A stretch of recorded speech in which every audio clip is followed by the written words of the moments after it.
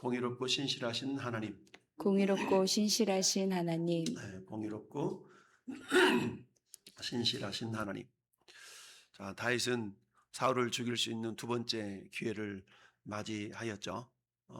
근데 오늘 본문에 있는 것처럼 그런 사울을 두 번째 살려주는 내용이 나타납니다.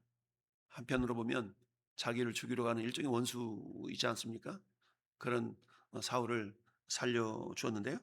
자, 복수할 기회가 있었지만 철저하게 이 다윗은 그런 복수의 모습들을 하나님의 신실하심에 내어 맡겨 드렸다라는 것을 보여주고 있습니다.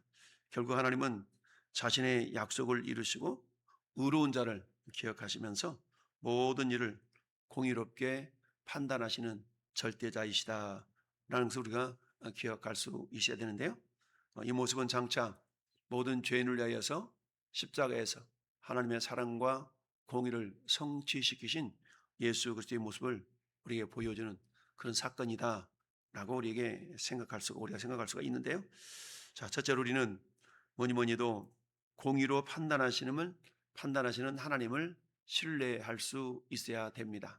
여러분, 신뢰라는 것은 내어 맡길 수 있는 그런 상태가 될 수가 있는 거죠. 그러니까 내가 믿지 못하는데 어떻게 맡길 수가 있겠습니까? 이것 좀 맡아줘. 근데 맡아달라고 그러는데 그 사람이 그것을 가지고 도망을 가거나 이래버리면 우리가 맡길 수가 없는 것이죠. 내가 믿을 만한 대상일 때에 맡아달라라고 우리가 부탁을 할 수가 있는 것이죠. 마찬가지로 우리 하나님 어떤 분이에요? 우리가 믿을 만한 분. 그래서 하나님을 신실하신 하나님, 오 신실하신 주 내 아버지여. 하나님은 신실하시다.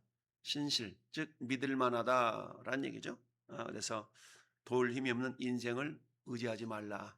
방백도 신뢰하지 말라. 라고 주님이 말씀하신 것처럼, 자, 다윗은 철저하게 공의로 판단하시는 그 하나님을 신뢰했던 것이죠. 근데 그 신뢰하는 과정 속에서 본인에게는 정작 굉장한 어려움, 고통이 임하고 있는 것 아니겠습니까? 왜냐하면 내가 생각하는 내 때와 하나님이 생각하시는 하나님의 때가 다를 수가 있기 때문이죠. 신실하신 하나님을 신뢰하기는 하지만 어때요? 속히 그 일이 이루어졌으면 좋겠는데 그게 속히 이루어지지 않음으로 말미암아서 그 하나님의 일이 이루어질 때까지는 나에게는 어찌 보면 더 큰 고통이 환난이 임할 수도 있다는 사실을 우리가 알 수가 있죠. 다윗은 사울에게 23절에 그렇게 이야기를 합니다. 여호와께서 사람에게 그의 공의와 신실을 따라 갚으실 것입니다 라고 고백을 합니다. 자, 그렇습니다. 그는 자신의 손으로 심판하지 아니하고 그 심판을 하나님의 손에 내어 맡겨 드렸던 것을 볼 수가 있습니다. 자, 본인으로 보면 굉장히 억울하잖아요. 자신 사울왕이 뭘 그렇게 잘못했다고 자기를 죽이려 하는 그 사울왕을 보면서 인간적인 생각으로 볼 때는 굉장히 억울하고 정말 내가 자기를 위해서 충성했는데 이럴 수가 있어? 이런 어떤 그런 굉장히 억울한 마음을 가질 수가 있죠. 그리고는 어때요? 기회가 있을 때에 깊은 동굴 속으로 숨어 있었을 때 그곳에 그야말로 변을 보러 들어온 사울왕을 죽일 수 있는 기회가 있었지만 그때도 역시 옷자락을 가만히 베고 결국 해하지 않는 그런 모습을 보여주었던 것이죠. 그리고 두 번째도 역시 마찬가지로 광야에서 자기를 쫓아오려고 정예 군인 3,000명을 이끌고 아마 광야로 쳐들어왔는데 그곳에서 이제 야행을 하는 가운데 우리 하나님께서 다 그들을 깊이 잠들게 하시는 그런 또 은혜를 베풀어 주셨는데요. 그러다 보니까 어때요? 자기를 잡으러 왔던 그들이 오히려 다윗에게 죽임을 당할 수 있는 그런 어떤 기회가 됐던 것이죠.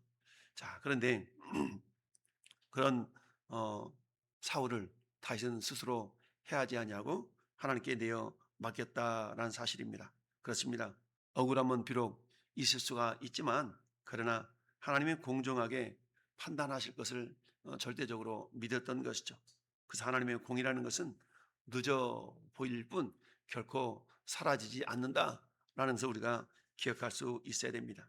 신명기 32장 4절 말씀에 그는 반석이시니 그의 일이 완전하고 그의 모든 길이 정의로우며 진실하고 거짓이 없으신 하나님이시니 공의로우시고 바르시도다 라고 모세가 이스라엘 백성들을 향하여 말씀을 했습니다. 즉 하나님은 완전한 공의의 기준이 되신다라는 얘기죠. 우리가 보통 기준이 들쭉날쭉할 때 고무줄 같다라는 말을 합니다. 고무줄이라는 것은 늘리면 늘어나고 가만히 놓으면 줄어들고 이게 기준이 될 수가 없죠. 그러니까 우리가 잘못된 기준, 정확한 기준이 없을 때 야, 어떻게 이렇게 고무줄 같냐 라는 말로 할 수가 있는 것인데요. 로마서 12장 19절 말씀 어제도 묵상했던 것처럼 내 사랑하는 자들아 너희가 친히 원수를 갚지 말고 하나님의 진노하심에 맡겨라 라는 얘기입니다. 심판이라는 것은 결국 하나님의 영역에 속한 것이다 라는 얘기죠. 자, 사람 언젠가는 누구나가 다 죽습니다. 그러나 죽음으로 끝나는 것이 아니라 죽음에는 심판이 있다라고 히브리서 9장 27절은 우리에게 말씀하고 있죠. 저 궁극적인 인생의 심판자이신 그 하나님께 우리가 내어 맡긴다는 것은 그 하나님을 신실하심을 믿지 못한다면 내어 맡겨 드릴 수가 없는 것이죠. 자, 이처럼 하나님께서는 베드로 전서 2장 23절에도 욕을 당하시되 맞대어 욕하지 아니하시고 공의로 심판하신 이에게 부탁하시며 그렇습니다. 예수님도 인간적으로 볼 때는 굉장히 억울하잖아요. 그렇지만 그 억울함 자체를 당신이 하나님이시기 때문에 친히 해결할 수 있는 능력이 있으셨지만 그렇지 않냐고 성부 하나님께 그 모든 것들을 다 내어 맡겨 드렸다라는 얘기입니다. 두 번째는 고백합시다. 신실하게 약속을 이루시는 하나님을 바라보자. 약속을 이루시는 하나님을 바라보라. 그 하나님 바라볼 수 있어야 되냐. 첫째는 하나님을 공의로우신 하나님을 신뢰할 수 있어야 되겠고 두 번째는 그 하나님을 바라볼 수 있어야 됩니다. 사울은 내 아들 다윗아 네게 복이 있을지로다 라고 말합니다. 왜요? 하나님께서 다윗에게 주신 그 왕의 약속이 점점 성취되고 있음을 사울왕 자신도 느끼고 있거든요. 그러다 보니까 이렇게 이야기를 하면서 다윗을 오히려 자기 스스로가 인정할 수밖에 없는 그런 상황이었던 것이죠. 비록 다윗은 여전히 광야에 있었지만 하나님의 계획은 어때요? 흔들리지 않았다라는 사실입니다. 왜냐하면 하나님은 약속하신 것을 반드시 이루시는 신실하신 하나님이시기 때문이다라는 사실입니다. 우리가 민수기 23장 19절에 모압 왕 발람을 초청을 해서 이스라엘을 저주하라고 했을 때 이 발람은 오히려 저주하지 않냐고 이스라엘을 축복하는 그런 내용을 통해서 그야말로 하나님의 신실하심을 인정할 수밖에 없는 그런 모습을 보여주었죠. 하나님은 사람이 아니시니 거짓말을 하지 않는다. 인생이 아니시니 시건치 않는다. 라는 말로 그러면 어찌 그 말씀하신 말을 행하지 않겠느냐 라고 하면서 모압 왕에게 오히려 이스라엘을 두둔하는 듯한 그런 모습을 보였던 이 발람의 모습, 이걸 통해서도 하나님은 어때요? 약속을 신실하게 반드시 이루시는 분이다. 그러니까 뭐하라? 그분을 바라볼 수 있어야 된다라는 얘기입니다. 여호수아가 21장 45절에 여호와께서 이스라엘 족속에 말씀하신 선한 말씀이 하나도 이루어지지 아니함이 없다라. 무슨 말씀입니까? 당신은 하나님께서는 당시 하신 약속은 반드시 이루신다라는 얘기죠. 그다음 우리가 해야 될 것은 뭡니까? 그 하나님의 약속을 바라보면서 약속을 부여잡는 것이죠. 성경에 수천 가지의 약속이 있죠. 그 약속을 우리가 신뢰하고 붙을 때에 하나님의 선하신 때에 반드시 우리를 통하여 그 약속이 이루어진다라는 것을 알 수가 있습니다. 여러분 고린도후서 1장 20절 말씀에 하나님의 약속은 얼마든지 그리스도 안에서 예가 된다, 예스가 된다는 얘기죠. 이것은 뭘 말씀합니까? 모든 약속은 그리스도 예수 안에서 성취가 된다라는 것을 우리에게 보여주고 있지요. 오늘 하나님은 우리에게 주신 그 약속의 말씀 하나하나를 여전히 이루어 가고 계신다. 우리가 그런 찬양의 가사가 있지 않습니까? 지금도 일하고 계시잖아요. 주님은 일하고 멈춰 계신 분이 아니라 계속적으로 일하고 계신다라는 얘기죠. 우리가 주일들 말씀에 묵상해 봤던 것처럼 하나님이 여전히 일하고 계신다. 이미 우리 안에 이루어진 하나님의 나라, 그러나 그것으로 끝이 아니라 완성될 하나님을 향하여 하나님 나라를 향해서 주님은 지금도 일하고 계신다. 그래서 이미 내 하나님 나라가 이루어졌지만 아직은 완전한 하나님 나라가 이루어지지 않았다. 그렇다고 해서 하나님의 손길을 놓고 계신 것이 아니라 여전히 우리를 한 걸음 한 걸음 예수 그리스도의 성품을 닮아가는 그런 자들로 우리를 빚어가고 있다라는 사실입니다. 어제도 어떤 분을 이렇게 상담하면서 그런 얘기를 했어요. 자주 말씀드리는 것처럼 하나님은 나를 위하여서 내 주변에 온 것까지 환경 상황들을 허락하신다. 주변에 있는 모든 사람들은 나를 빚어가시기 위한 그런 코치다. 그 사람이 악한 사람이든 선한 사람이든 하나님은 나를 빚어가시기 위한 그런 통로들로 도구들로 사용하신다는 사실을 기억해야 됩니다. 그래서 어때요? 결국 하나님은 우리를 어때요? 예수 그리스도의 장성한 분량이 충만한 데까지 우리를 빚어가기를 원하시는 것이죠. 그래서 우리 성품이 마침내 저 영원한 천국에서 주님과 같은 모습으로 변화될 수 있는 그날을 바라보면서 우리 한 걸음 한 걸음 나아가야 될 줄로 믿습니다. 저 영국 위에 있는 스코틀랜드, 여러분 그 영국에 있는 스코틀랜드 아주 축구도 잘하죠. 이 스코틀랜드에 16세기에 존 녹스라는 그런 목사님이 계셨습니다. 그 당시에 그 나라를 지배했던 왕이 여왕 메리 여왕이었는데, 근데 이 메리가 얼마나 혹독한 폭정을 행했던지 별명이 피해 메리, 피해 메리라는 블러드 메리라는 그런 별명이 붙을 정도까지 그런 어떤 폭정을 행했거든요. 근데 그런 폭정을 행하는 가운데 이 존 녹스 목사님이 그야말로 개혁주의 신앙을 창립한 그 스코틀랜드의 장로교를 설립한 그런 주인공으로서 메리 여왕에게 한마디로 말하면 잘못되어진 로마 캐톨릭에 잘못되어진 그걸 막 계속 대들며 항거했거든요.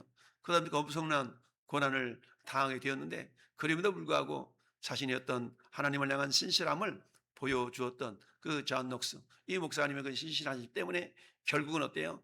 스코틀랜드의 장로교회가 설립되어졌고 종교개혁의 발판을 맞이할 수 있는 그런 기틀을 마련한 그런 주인공이 되었던 것을 역사적으로 기록하고 있는데요. 이 시간에 우리는 어때요? 그런 하나님을 우리가 바라볼 수 있어야 된다라는 얘기죠.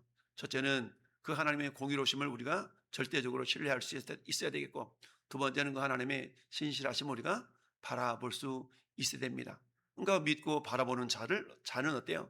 결국 내 인생의 모든 문제를 내어 맡겨 드릴 수가 있는 것이죠. 그리고 세 번째는 한마디로 말하면 그리스도 예수 안에서 완성된 공의와 신실하심 우리가 맡기며 붙들 수가 있어야 됩니다. 그렇지 않습니까? 우리가 십자가 그러면 하나님의 사랑과 공의가 완성된 장소, 완성된 곳 이렇게 우리가 표현하잖아요. 여러분, 하나님의 공의로우심이라는 게 뭡니까? 하나님은 죄라는 것을 그저 바라만 보고 계시는 것이 아니라 반드시 죄의 삭은 사망이기 때문에 죄의 문제를 처리하셔야만 한다라는 얘기죠. 그러니까 모든 사람이 죄를 범하였음에 하나님의 영광이 이르지 못하더니, 근데 그 하나님 어때요? 또한 모든 사람이 구원받기를 원하시잖아요. 그러니까 모든 사람을 구원하셔야 되는데 그 죄 때문에 구원을 받을 수가 없으니까 모든 사람들을 심판하셔야만 하는 것이 하나님의 공의로우심입니다. 근데 하나님은 그 심판을 백성들에게, 모든 사람들에게 행하시는 것이 아니라 당신의 아들 예수 그리스도에게 인류의 모든 죄짐을 다 담당시키시고 오히려 그 예수님을 심판하시는 것으로 하나님의 공의를 실현하시기를 원하셨죠. 그 다음에 어때요? 그런 하나님은 공의 하나님이신 것뿐만 아니라 또 어때요? 또 사랑의 하나님, 자비 하나님이신 것이죠. 그래서 어때요? 십자가는 모든 인류를 용서하신 또한 하나님의 사랑의 실체가 되셨다라는 얘기죠. 그 십자가를 통해서 우리는 하나님의 공의와 하나님의 사랑이 만나는 그런 거룩한 장소다라고 말할 수가 있는 것이죠. 우리는 어때요? 십자가의 은혜를 경험한 자들은 우리 주님이 그러하셨던 것처럼 우리에게 어때요? 그 하나님의 사랑 안에서 어떤 연약함이 있다 할지라도 우리는 그를 용납하고 용서할 수 있는 그런 믿음의 모습들이 나타나게 된다라는 얘기죠. 왜냐하면 그리스도 예수 안에서는 그 어떤 것도 이해가 된다. 즉 예수 그리스도 안에서만이 하나님의 완전한 공의와 사랑이 성취되는 그런 모습이 나타날 수 있다는 얘기죠. 그런데 우리 주님은 어때요? 이미 우리 안에 성령으로 내주해 계시지 않습니까? 그래서 갈라디아서 2장 20절의 말씀처럼 내가 그리스도와 함께 십자가에 못 박혔나니, 왜요? 내가 주님과 함께 죽었다는 얘기죠. 그런즉 이제는 내가 사는 것이 아니요 내 안에서 그리스도께서 사시는 것이다. 그러니까 주님이 내 안에 사셔요. 그리고 내가 주님 안에 사는 것이죠. 그리고 우리가 주님을 영접할 때에 계시록 3장 20절의 말씀처럼 볼지어다 내가 문 밖에 서서 두드리노니 누구든지 내 음성을 듣고 문을 열면 내가 그에게로 들어가 그로 더불어 먹고 그는 나로 더불어 먹으리라. 우리 주님과 온전한 연합을 이루는 가운데서 예수 그리스도의 성품이 나를 통하여 흘러갈 수 있다라는 사실입니다. 오늘 다윗은 예수 그리스도의 예표 모형이지 않습니까? 사울 왕을 향하여 원수를 갚을 수 있는 두 번의 아주 절호의 기회가 있었음에도 불구하고 다윗은 철저하게 하나님의 공의로우심에 그 심판을 내어 맡겼던 걸 보게 됩니다. 이런 모습을 결국 사울도 이렇게 인정을 하면서 결국 이렇게 고백할 수밖에 없습니다. 사울이 다윗에게 이르되 마지막 절에 내 아들 다윗아 네게 복이 있을지로다. 내가 큰 일을 행하겠고 반드시 승리를 얻으리라 라고 고백합니다. 이 말씀을 액자로 만들어서 많은 가정들에 붙여놓기도 하죠. 이 말은 사울의 고백인 겁니다. 다윗을 향한 사울의 고백의 말씀인데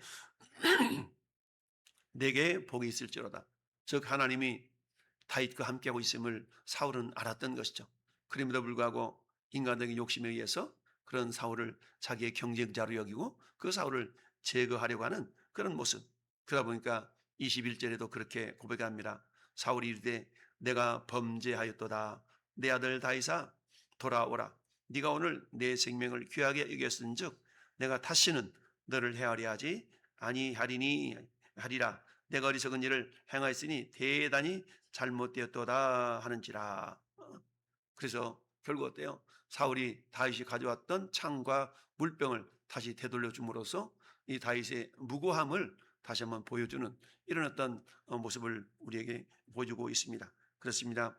예수 그리스도 안에서 우리 하나님의 공의와 사랑은 완성이 되어진다는 걸 기억하면서 이제 인생의 억울한 일 때로는 많이 있죠. 그런 것들을 내가 직접 감당하려고 하지 않냐고, 심판하려 하지 않냐고, 그것을 주님께 내어 맡겨 드릴 수 있는 그런 인내, 그런 신실하심이 우리 가운데 있어야 될 줄로 믿습니다. 이사야서 53장 5절 말씀에 그가 찔림은 우리의 허물 때문이요. 내가 찔려야 되는데 주님이 당신의 공의로우심 때문에 대신 예수님께 그 찔림을 받게 하셨던 것이죠. 그로 말미암아서 어때요? 하나님의 공의가 결국 그리스도 예수 안에서 성취가 되어졌던 것을 우리에게 보여주고 있습니다. 로마서 3장 25절에도 자기의 의로우심을 나타내사 자기도 의로우시며 또한 예수 그리스도를 믿는 자를 의롭다 하려 하심이니라 라고 말씀합니다. 우리 주님은요 이미 먼저 의로움을 성취하셨고 그를 믿는 모든 자들을 또한 의롭다 여겨주시는 것이죠.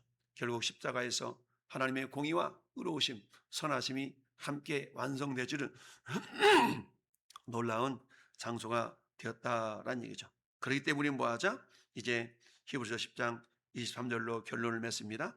약속하신 이는 미쁘시니 우리가 믿는 도리의 소망을 따라합시다. 움직이지 말고 굳게 잡으라.